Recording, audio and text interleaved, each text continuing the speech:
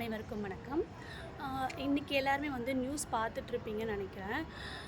கோவையில் வந்து சூலூர் அப்படின்ற ஒரு இடத்துல வந்து 10 வயசு ஒரு சின்ன குழந்த, 10 வயசு சிறுமியை வந்து பாலியல் வன்கொடுமை செஞ்சு நாடகமாடி அவளை வந்து கொலை பண்ணியிருக்காங்க. இதை பற்றி நீங்கள் என்ன நினைக்கிறீங்க?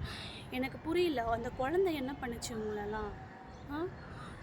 ஒரு 10 வயசு குழந்தைய கூட விட்டு வைக்க முடியாத அளவுக்கு நீங்கள் எப்படா இப்படி மிருகமாக இருக்கிறீங்க?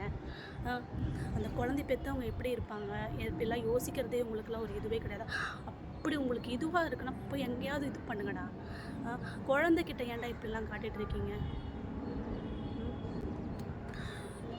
அந்த குழந்தைய கூட இருந்தே வேற எனக்கு 2 பேரும் தேடி இருக்கானுங்க, கார்த்தி மோகன்ராஜ் அப்படின்றவனுங்க.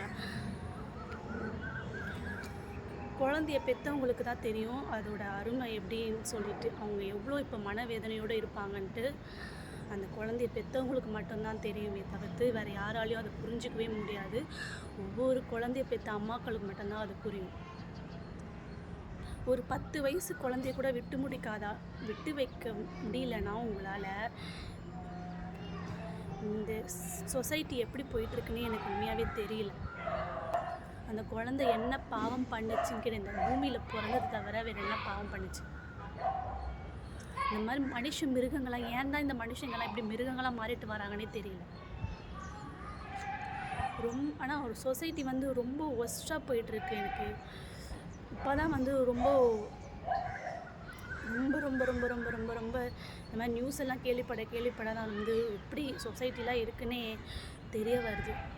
அதுக்கெலாம் இவன் வேறு கீழே வேறு விழுந்துட்டானா, அவனை கை கால் உடஞ்சிருக்கான். இவன்கிட்ட போலீஸ்கிட்ட இருந்து தப்பிக்கிறதுல வேறு கை கால் வேறு உடஞ்சிருக்கான்.